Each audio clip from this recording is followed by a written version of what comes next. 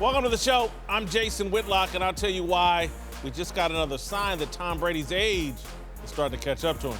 Come on. And I'm Colin Cowherd, and I'll tell you why I expect a big night for Lamar Jackson in tonight's Hall of Fame game. Speak for yourself starts now. I think it's going to be really... Going out on a limb. I think he's going to be a compelling player tonight. RG3, I'm betting on. All right, hello and welcome. We're joined today by former NFL head coach Eric Mangini and Fox College football reporter Bruce Feldman.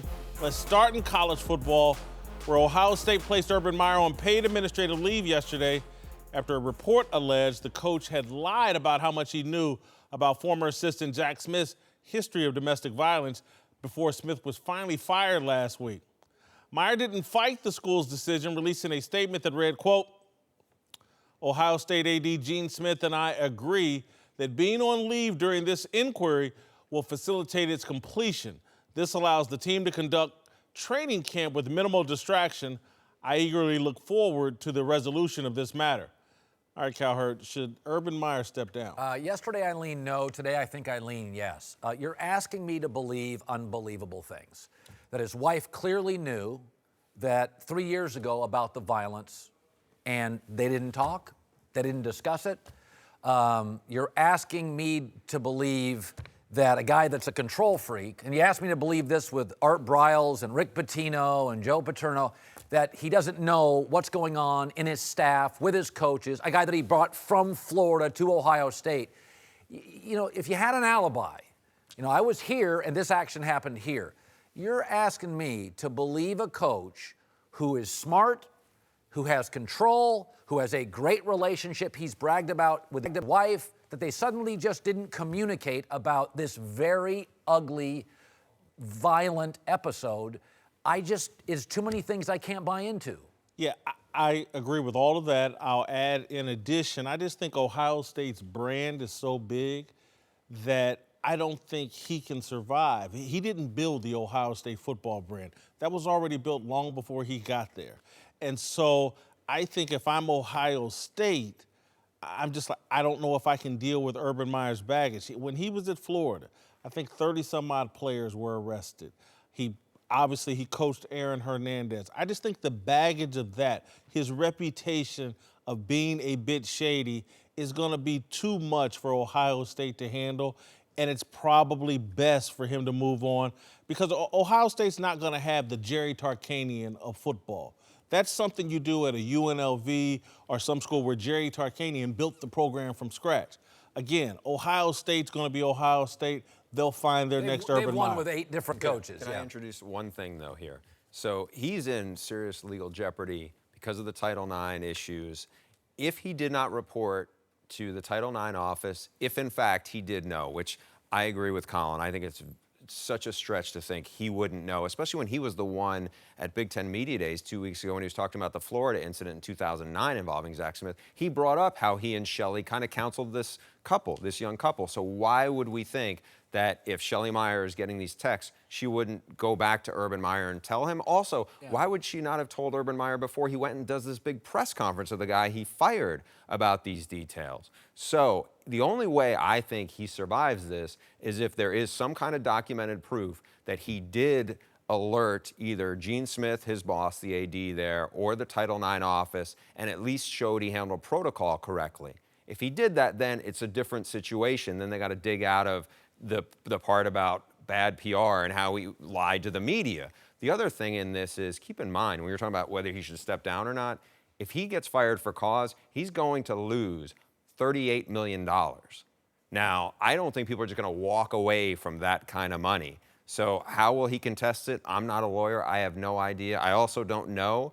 You know, we haven't heard from Urban Meyer whether he told his AD or not. There's a lot of stuff out there. We know the text messages. We know some context. We don't know everything he has done or what his boss and how they handled it. And look, there's a lot of things we don't know. We haven't, this hasn't played out. And for him to step down at this point, I don't think it's fair. I do think people need to have an opportunity to go through due process. They need to have the opportunity to have all the different components of this put on the table before he just steps down. And the idea that he's Jerry Tarkanian, look, there were issues at Florida, and there haven't been many issues at Ohio State. I don't think. I'm in Ohio. I would hear about them. But it's a couple days old. Why don't we let this play out and see where everything falls? The thing about stories like this, though, the longer we sit here and wait, rival coaches will feed media. Rival recruiters will feed media. These stories they get uglier. And so this is a huge brand. I think you have to make a decision 48 hours. I mean, we're going to stretch this thing out for 4 weeks? Well, I'm not sure I'm ever going to be for a rush to judgment. But my also issue is I don't think this is going to be decided on fairness. And so, Eric, I understand your point, but fairness is out the window when there's this much money at stake and a brand is that big. And so, again, my comments aren't about what's fair for Urban Meyer. It's about what the situation that Ohio State is in and their brand. And so let's say that there is some kind of magic bullet that somewhat exonerates Urban Meyer and gives them a fig leaf to cover themselves and they can keep Urban Meyer. That's not going to stop the horrible optics and the stain on Urban Meyer's reputation, where he will be painted as, whether we like it or not, moving forward, he's the Jerry Tarkanian of football. I just don't know if that's the brand Ohio State wants. One of the things that's confusing to me, that Zach Smith was not considered an elite coach. He wasn't a top coordinator. He wasn't a good recruiter. In the coaching fraternity, he was an eye roll. He was a relative of Earl Bruce. Grandson. You're going to roll the dice? Like, there's loyalty and then there's stupidity. I don't get, what was the win for Urban in the deceit? Earl Bruce was like his mentor and like a second father to him. And you gave him a job at Florida and he wasn't good and you had to save his marriage. I don't understand the win and for you took Urban. him on as a walk-on when Urban Meyer was the first head coach at Bowling Green, first time, 17 years ago or whatever. He brought him in as a walk-on. So he did all that stuff for him. I'm with you. Now, he did have a reputation to be supposedly being a pretty good recruiter, but you're at Ohio State. Pretty much all four of us could recruit at Ohio State. No offense, the three of us could. You obviously are credentialed, but like you could take anybody off the street and we could probably recruit pretty well with that brand behind us. I think they have a better receiver coach now in Brian Hartline, who was on that staff, played in the NFL, has a level that he could sell to them to recruits. And I just think that part to me is a head scratcher, as we talked about. He gave a lot of second chances and third chances and fourth chances to shaky character guys at UF. But that was in the name of getting really good athletes on the field. This part was out of a loyalty to his mentor, more than the others. and it's just so much trouble for him. But that's why I think there's more to this story. Because it probably isn't as clear cut as we think. He's not going to risk all that he has, all that he has built up for a wide receiver coach. If you just want to look at it from a business perspective, it's not like it was some elite offensive coordinator, defensive coordinator, just purely from the business side of it. So that's what makes me think there's more that we're going to find out. In terms of the brand, again, business perspective, winning helps the brand. Winning helps the brand. So this issue will be put in the back burner if they win. Eric, though, winning cleans everything. You're not answering to a billionaire owner. You're answering to likely a liberal school president or chancellor. They feel like, and the arrogance of Ohio State, which I think is accurate, they're like, no, we can find someone to win. Maybe not, we won't maybe find the next Urban Meyer, but we can win. We've done that without Urban Meyer, without Woody Hayes. Earl Bruce won a little bit. Tressel obviously won a lot. They feel like at Ohio State they can find people to win. Let's quickly transition to Colin. I want your thoughts on this. Do you think, I believe, that Urban Meyer has a coaching career if this ends at Ohio State? I think he can be a head coach in the NFL. So do I. I've always felt there's a handful of guys in college, a handful. I mean, Pete Carroll's worked, Jim Harbaugh worked. There are a handful of guys that were. Bobby Petrino could have won in the NFL. Nick Saban, if the doctor said you get Drew Brees, wins. I think Urban, listen, Belichick is tight with a handful of college coaches. I think, from my understanding, he really liked Urban. He respected Urban's opinion on personnel. Urban was a very creative, clever Alex Smith. That's when I first heard about Alex Smith. I think Urban's very respected in NFL circles. That's what I feel. Look, Urban Meyer's a good guy to be friends with. He's got access to a ton of elite players, and he'll give you the information, the true information on those elite players. I mean, as a head coach, having a relationship with coaches like Urban Meyer, it really helps you as you're going through the draft process. You think he has a coaching future? I don't know if it's in the NFL as a head coach right off the bat, but yeah, I think he has a coaching future probably in college and I think maybe he'd be in a head some role in coach the in the NFL. NFL. Here's just one thing I would keep in mind, though. Urban Meyer, to me, was not going to be Nick Saban or certainly Bill Snyder, where he was going to coach into his 60s and into his 70s. I mean, he's in his mid-50s now.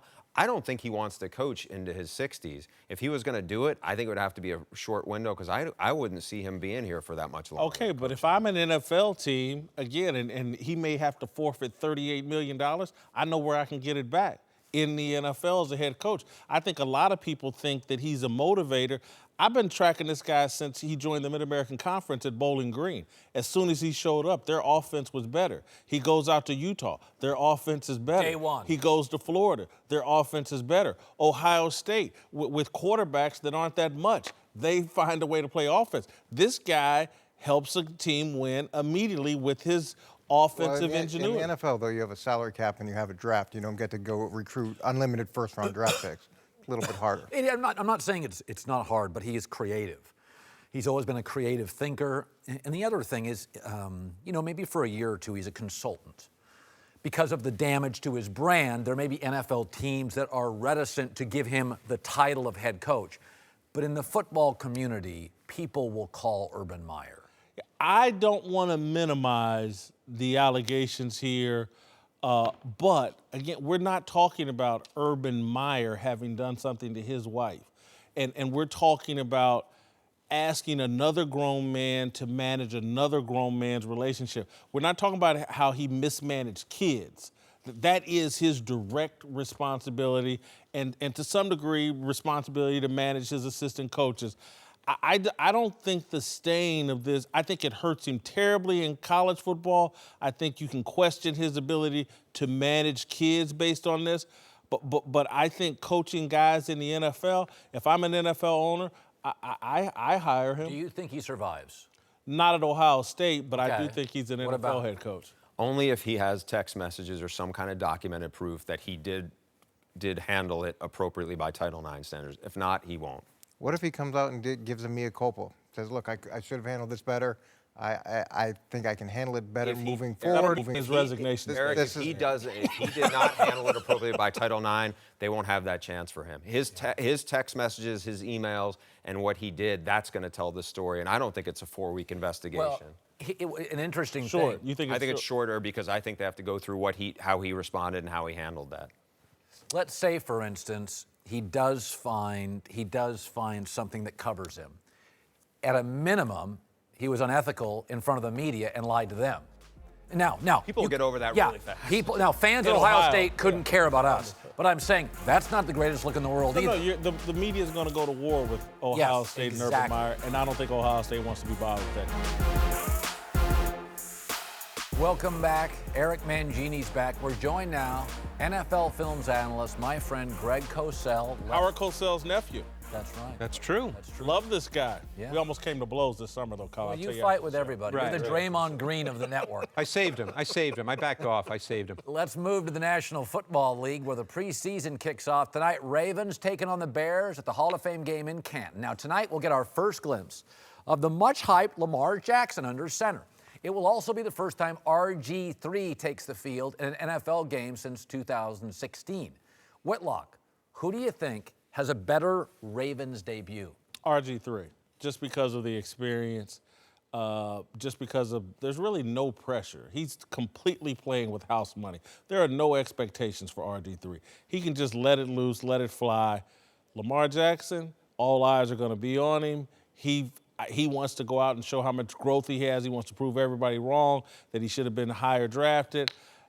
I don't think we'll see anything tonight that will tell us, which one of these guys is going to end up being the backup quarterback. I just think it's going to be easier for RG3 initially. Just he's been there, done that. Lamar Jackson's going to have a lot of pressure on tonight. I don't think it'll go that well. I call him RJ7 because I've seen so many variations of him at this point. I think Lamar Jackson, I'll just throw this out there. I don't know this to be true. I'll throw it out there. Baltimore spent a first-round pick on him. They traded up for him.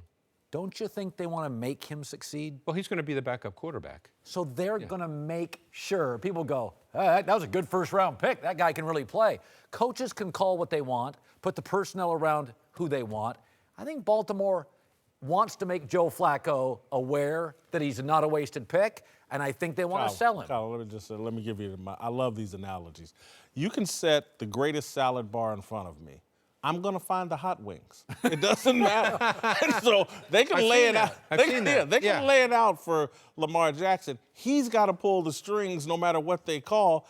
He's a rookie. This is his first debut. Big expectations. If it's not RG3, then it's a problem. I mean, the guy's got a ton of experience, and he's not playing with house money. He's playing on borrowed time. If he doesn't go out and perform at a high level during the preseason, this is his last rodeo. So he's got to go and make sure that he performs well. And the odds of him being the backup quarterback, they're not very good. Are they going to keep 3? Probably not, but it is a nice audition for some other team. He's got experience. There's no defensive game plan. This is a borderline next practice. It should be about as vanilla as it can get. And it'll also depend on who's playing versus which players, what point in the game, if RG3's with the frontline group or the second group, but just based on pure experience, it should be RG3. And they may both look good tonight for the simple reason that quarterbacks who run around and make plays do that in the preseason because no one's game planning. No one's trying to mush rush or spy the quarterback or do anything like that. So Lamar Jackson will probably make some spectacular running plays, as RG3 might, because that's what happens in the preseason, and then people get overly excited about a quarterback's ability to run around. And I think there's a very good chance RG3 avoids every opportunity to run. He's going to try to throw the football. Again, because of those expectations. We all know he can run. I think he's going to go out there, like he said, and try to show his QB growth. And so he's going to try to throw the football, and it's the NFL. That's a big step up from college football. He doesn't have RG3's experience. My expectations are low for Lamar. We should be excited if Lamar Jackson goes out there and has no unforced errors. Correct. There's no false start penalties. There's no fumbled snaps. Things look clean. He runs the offense well. It doesn't look like he's over-caffeinated as he's going through it because he's so he's so tense about being in that moment. To me, you get that done, that's a win. RG3, he needs to go out and do a little bit more because this time in Baltimore is probably short-lived. All right, welcome back. Eric Mangini and Greg Cosell are back. Let's move to New England, where Tom Brady will turn 41 tomorrow. And while the quarterback hasn't shown any outward signs of slowing down, Rob Gronkowski actually says that Brady has started to mellow in his old age. I would say probably back in the day, he was a little bit more on you. You didn't get it right, a little bit more in your face. But I mean, I don't see, he's 40, going on 41 now. I don't feel like he backed off on that a little bit, which is nice. He used to be mean to me. Glad he's not to these young guys anymore. How was he mean to you? Just was. All right, Cowherd, is this actually a bad sign for Brady and the Patriots? You're just trying to find ways. Yep. I love Brady. What do you mean? But I just don't like You it. love LeBron and Brady. We've never done a positive spin on them. Okay. Let me tell you something. People mellow out. Testosterone levels come down. Everybody mellows out with age. You throw some titles, you throw $1 billion net worth, a supermodel wife. He's got a very great life. He's got kids. This is what everybody does. The CEO at 48 is not the CEO at 68. I don't know. Belichick and Saban, I don't think have mellowed out a whole lot Well, with age. I don't know. I saw a video. They might have gotten harder. Well, but I mean, when I look at Tom, listen, he's got everything. He doesn't even have a challenger on the staff now. Garoppolo's gone. What's he up there to be uptight about? Listen, I felt the thing that I'm saying here is that Brady has been the assistant coach on the field for Bill Belichick. He's been as intense as Belichick and maybe has been a bit of a hammer for Belichick from time to time where Belichick doesn't have to. And when I hear that he's kind of backed off that in any kind of way this year after the offseason they just went through where they haven't seemed to be getting along and there seems to be a problem since Malcolm Butler, that's kind of a red flag to me. Tom Brady's been the in-your-face quarterback for 15, 16 years. Stay that way. I would imagine he'll be that way when the time comes. And so we're using Rob Gronkowski as a gauge of emotional intelligence development. That's the first part. He said that Tom used to be mean to him. I'm sure he did, because I bet he didn't get a lot wrong or didn't get a lot right. And then the other thing, it's the first week. Yeah, exactly. It's the first week. When you come back from vacation, everybody's relaxed, it's nice, you see old friends, you start with the install, you kind of build up now, especially because training camps change so much. Give it about a week and a half where you're tired of sitting in meetings with guys, you're getting frustrated, you're getting ridden by the coaches. That edge will come back pretty quickly. This is the post-vacation ease into training camp mode. Listen, Mick Jagger used to trash hotel rooms. Now he takes naps. That's because he's old and washed up. Tom Brady was the MVP of the league last year. Tom Brady has a way that he competes that works. Tom Brady just came off a Super Bowl where he threw for 505 yards. And he wasn't a nice guy then. And he shouldn't be a nice guy now. So you think because of what Rob Gronkowski said that we're going to gauge Tom Brady's personality? The sage, Rob Gronkowski. Can I say this? You can say whatever you want. Rob Gronkowski knows more about Tom Brady than you. That is correct. And you and me. He's right there. And he's acknowledged, hey, this seems a little maybe different. he was having fun with the media. Don't you think some of this is, to your point, Gronk came in a little bit of a meathead. He's less of a meathead. Tom doesn't write him because Gronk, there's symmetry between those. And does Gronk knows more than I do about the history of Tom Brady? I was there when it started. I was there for the first 6 years. That wasn't my point. No, but I'm just saying, like the whole coach on the field, in your face type thing. Tom's never been a in your face type guy. He's a very demanding. He demands excellence from the people around him. You won't get the ball if you're in the wrong spot. He may call you out if you do the wrong thing. But in terms of like jumping on you and the way he did Josh McDaniels, got in his face. One time in 18 years, I mean, it's an aberration. Yeah, I mean, Tom's not a barker. Rob Gronkowski just said, just to be clear, when he said, he wasn't talking about Tom yelling at him. He's like, Tom's not yelling at the young guys like Gronkowski expected. Because that's how, when I was a young guy, I got yelled at by Tom Well, let me Brady. ask you a question. What? Given that they have an entire new receiving core, okay, that a whole That's new when you need to group be yelling that the most. No, you could take the opposite approach, that you need to sort of teach them and ease them in, and so they understand all the subtleties and the nuances of the pass game, which, as Eric knows, there's a lot to learn there, and there's a lot of movement, there's a lot of after the snap understanding. So maybe he's taking the approach that I need to bring these guys along, that yelling at them or getting on them the first couple of days is not going to benefit them.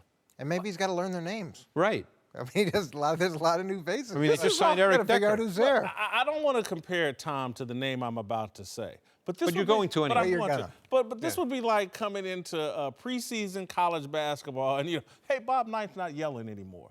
And everybody goes, well, it's not a big deal. Well, Bob Knight yells. That's what he does. Yeah, Tom but Bob Brady, Knight's defined by almost violent anger. Like he's just volume, and that's not what Tom Brady's defined by. He's defined by work ethic and detail. And being demanding, which is the better word, as Eric said. You know what? Michael Jordan reported to training camp and was giving everybody Rolex watches and taking them all out to eat and he wasn't punching any teammates anymore. He wasn't up people's rear end like he used to be. And somebody said that, I'd be like, well, hold on, Jordan's changed. Because Tom Brady and Jordan have an edge to them, and that's what I think Gronkowski's saying. It's the first week. It's the first week. Jordan got into the Hall of Fame and still had the edge. Let people get a little overtired. Let that heat build up. It's the first week back. If it's they're not trailing too bad. the Texans in week 1 by 14 at half, you'll see the end. All right, to Kansas City, where the Chiefs have handed the reins over to Patrick Mahomes this year. Interesting. It isn't going well so far. He's got 7 picks in 6 practices, even calling the wrong plays in the huddle at one point. This is an interesting story to me. Are you worried at all about a very good roster, a very good coach? You worried about this kid? I don't want to overreact to 7 picks in 6 practices or whatever. I hope that the defense is making some plays. I'm a Chiefs fan. However, I've said this from day one. I'm not sold on Patrick Mahomes. I'm not sold on he's the next Brett Favre because I'm not sold that in this era you actually want the next Brett Favre in terms of look, you'll always take a Brett Favre whenever you can get him. But the league has changed. It's not an interception league anymore. The guys that throw 7 to 8 interceptions a year, that's your great quarterback. This guy's a risk taker. He's going to turn the ball over through the air. He's going to bot some plays mentally. He's going to be completely different than what you saw from Alex Smith. And I'm just not sure if that's the right route. I've never been sold on Patrick Mahomes. Great raw talent. I'm just not sold. Well, Chris Carter, the Hall of Fame receiver, our teammate, always says, some things are almost biblical. Like if you have a great voice, you'll sing in the car, you'll sing in the shower, you'll just sing. Well, you do that even if you have a bad voice. That is true. Patrick Mahomes has a cannon. So does Cam, Jay Cutler, Jeff George. When you have a cannon, Terry Bradshaw, Namath, you try to squeeze the ball in. It is now, to your point, it's kind of a precision league. Nobody threw 36 touchdowns, 4 picks. Brady, Aaron Rodgers, guys do that now. I always worry when I hear, oh my, that's the best arm in the league. Well, if you have the best voice, you sing, and if you have the biggest arm, you're going to try to wedge it into tight spots. You have the best legs, you're going to run. And I do worry about that he is so gifted with his arm, he'll take big risks. I love that you won't overreact to the 7 picks, but you will overreact to Brady and being Gronkowski. quiet. Brady's got a long resume. Patrick Mahomes is brand new, but go ahead. Well, so I'm a Chiefs fan too, by the way. So I think it is going to look very different than what we had with Alex Smith. Alex Smith is like a blue chip stock, and now they went and they bought a tech stock, and they're hoping that tech stock is going to somehow propel them past what they see as the barrier. But there is a lot of risk here. He's still a very young quarterback, yes. and he's got it. You've heard him talk about the process, the learning process. That's real. That's real. He's the starter for the first time on a consistent basis, and he's got a lot more pressure now than he did before. It's radically different than Alex Smith. In terms of an interception league, Garoppolo, you and I talked about this last year. He threw 7 touchdowns and 5 picks. Those numbers aren't very good if you project them out over 16 games. But again, they liked the upside. They rewarded him pretty handsomely. Well, Mahomes, you have to look at his college career, too. He was a loose, reckless, undisciplined player. The talent was obviously there. He throws a ball as easily and as well as anybody we've seen recently coming out of college. But there's a looseness to his game. And that has to be, you have to decide as a coaching staff, and Eric can certainly speak to this, how you want to handle that. Because you can't live in the NFL on out of structure, off schedule, random plays. There has to be a precision to the way you play the position. That's what Patrick Mahomes has to learn. And that doesn't happen in one training camp as the starter. I think they took Alex Smith for granted, one, and they loved Alex Smith, but I think they took him for granted. And then 2, I think, and Andy Reid's a tremendous head coach. Yeah.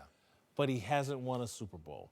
And so that makes you a little bit more desperate. That loose quarterback you see at Texas Tech, you know what? I can get Brett Favre out. I can get a better Brett Favre out of him or something. And so I think Andy Reid is taking a huge risk here, trying to get over this Super Bowl hump. And I think there's a good chance this could all blow up in their face, and this kid can be loose with the football, and this team end up 8-8, 9-7. Well, if you look, it's really interesting in the AFC. You've got these veterans. You've got Big Ben, and you've got Tom Brady, and you have Phillip Rivers. But then there are a lot of young guns. I don't know what Deshaun Watson really is. Andrew Luck, I almost call a veteran now. I think he's going to become, I think Kansas City, of every team in the league, is the enigma. We all like their roster. Their all like defense wasn't as good last year as a lot of people might think. They have good players, but they didn't execute really well. I have no idea what they are. Marcus Peters. I think they can coach their way to success, but they're the one team in the league. I have to watch them for September. I don't know what this kid is. I really don't. And he's got incredible upside. He does. He makes those wild plays, but you've got some serious risks there because he doesn't know how to control that cannon. And Alex Smith was so good at managing everything offensively. This is radically different. Welcome back. Joined now by NBA champ Eddie House and the founder of the big lead, Jason McIntyre, who moved out here into a big house because he's got such a great job. Kevin Durant has taken some flack recently for his constant battles with fans on social media. I feel like there's a story every other day with him. But according to our good friend Chris Broussard, Durant is just being himself. On the court, I thought up to a few months ago that he's acting out of himself. Like the guy we saw in Oklahoma City was not, cursing all the time, was not on the court being as aggressive, in terms of arguing and maybe fighting with guys or getting, technicals with referees and things like that. Durant texted me and said, the guy you see now is the real me. The guy in Oklahoma City was the phony. I was just trying to please everybody and do, what I thought everybody wanted me to do. The guy I am now in Golden State, that's the real me. What do you make of that? Chris had some very interesting things to say. We didn't get to run it all, but he talked about that Kevin Durant's kind of a spiritual guy and a religious guy. And Chris said that he's talked to KD and KD is a little bit off of that. And so I just see a guy that went from OKC, the Bible Belt, to Silicon Valley, the headquarters of the secular world. And I just think he's more secular. And I think that he feels like he has to be more of a bad guy. I think he's convinced himself he's got to be more of a bad guy to be a champion. He's trying to be more like a Michael Jordan or other people. He doesn't feel like he can be the nice guy and win. He feels like he tried that in OKC. I think eventually he'll figure out that, being the bad guy and having that edge just isn't as important. And then I also think there may have been a little slight shot at Russell Westbrook. Couldn't be myself there, can be here. Yeah, I don't sense the Westbrook thing, and I love a good shot at Westbrook. Anytime you could get one. Listen, it's new me. I'm coming around. I kind of think Kevin Durant's doing something which is dangerous, which is self-analyzing. We all change. And you start to analyze, and why do I do?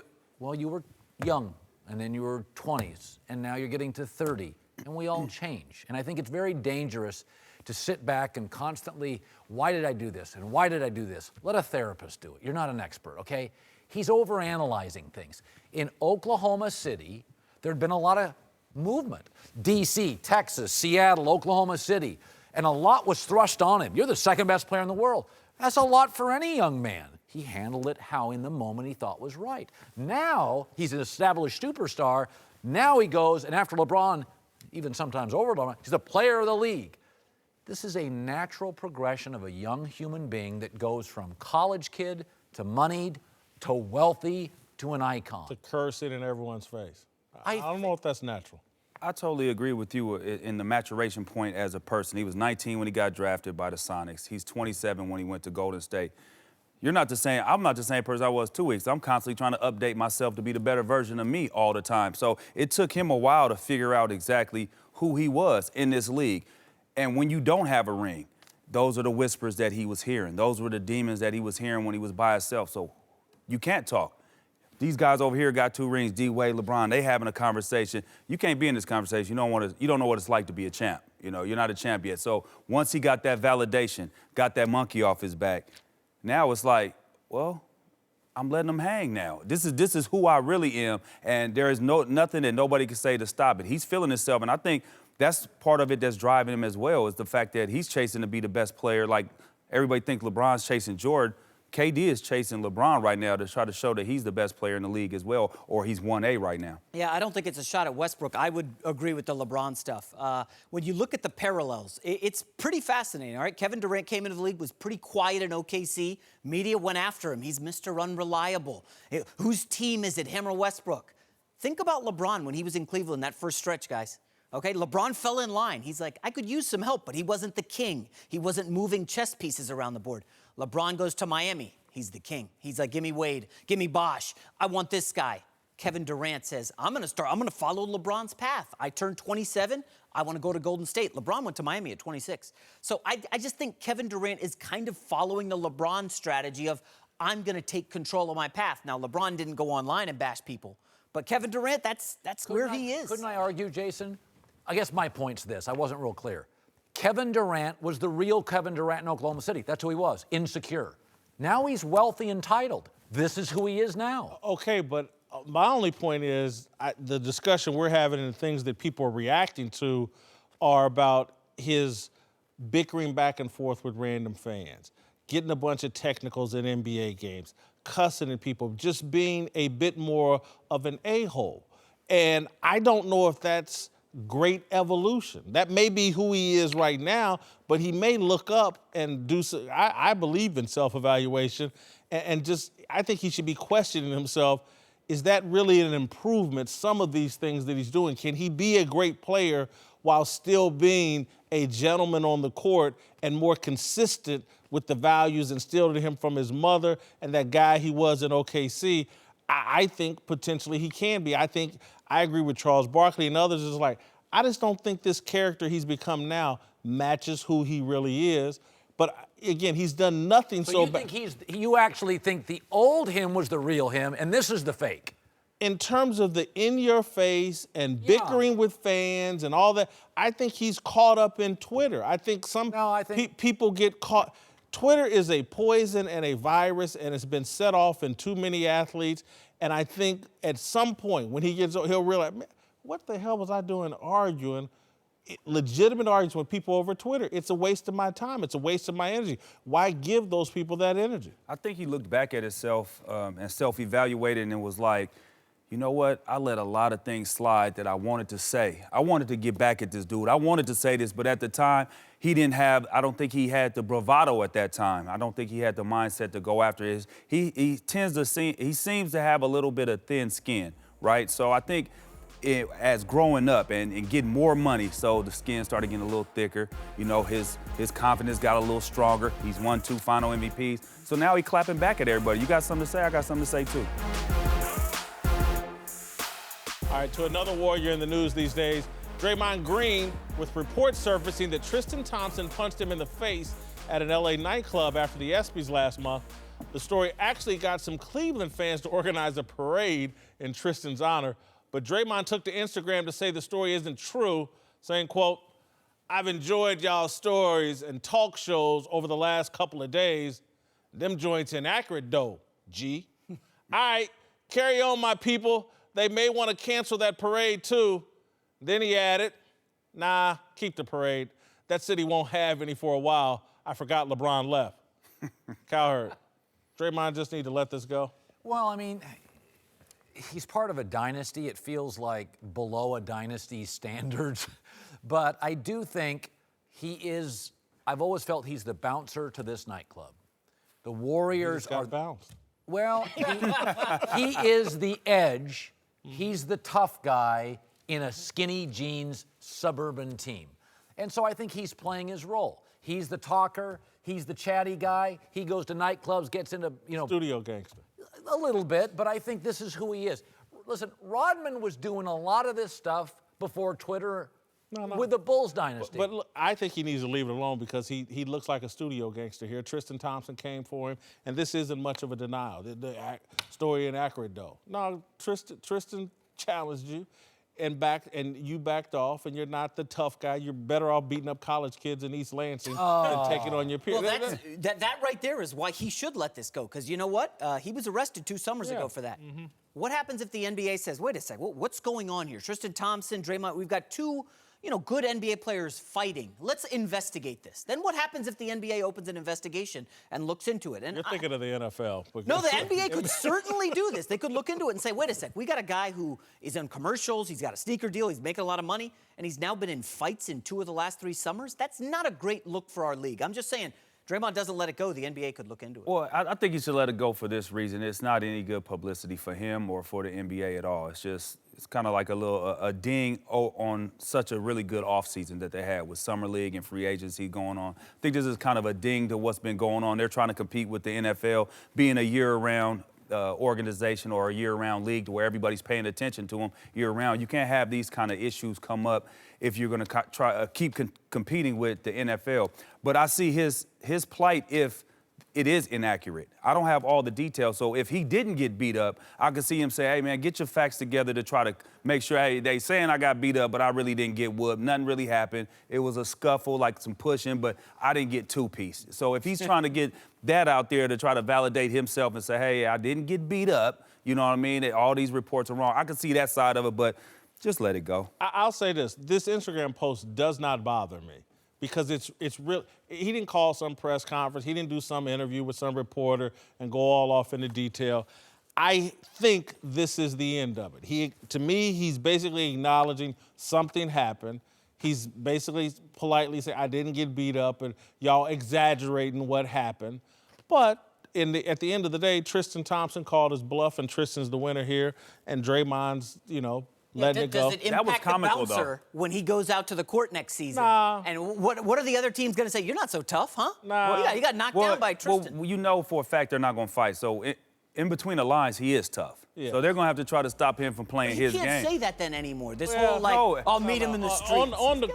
On the court, nobody thinks he's soft. Yeah. Not on the court. He's done too much damage on the court. Right. He ain't scared. I don't think nobody's going to attack him. All right, welcome back. Time for last call. Let's move to Tiger Woods, who shot a 4-under at the Bridgestone Invitational today, but actually made bigger news with a report that he's set to face off in a head-to-head showdown with Phil Mickelson over Thanksgiving weekend for a reported $10 million. Cowherd, will you watch this? Oh, yeah, I love stuff like this. Thanksgiving, all that football, and you're going to watch two old washed-up guys. Washed up. Every time Tiger gets a birdie, you go crazy. I love Tiger, but he's washed up. Oh, I'll And I watch don't- this. Phil Mickelson's extra washed up. I have no interest in this. This is 10 years ago, I would have had an interest Why do they put it on Thanksgiving? because they want to be buried by football, the greatest sport ever invented. Yeah, It's that wasn't- Thanksgiving weekend. And college football, I don't get it. I don't know. I like events like this. I do like events like this. So another guy past his prime, Kobe Bryant, whose wife Vanessa just shot down the rumor started by Shaq that Kobe was contemplating an NBA comeback. Cowherd, should Kobe come back and chase a ring with LeBron James? He'd just be... Oh, you don't believe this story. What do you mean? I planted the story with Shaq. There's no. I saw Kobe last week. He looked like a dad. He had a little meat on the bones finally. He can come back and ride LeBron's coattails. Everybody else is. Why not Kobe?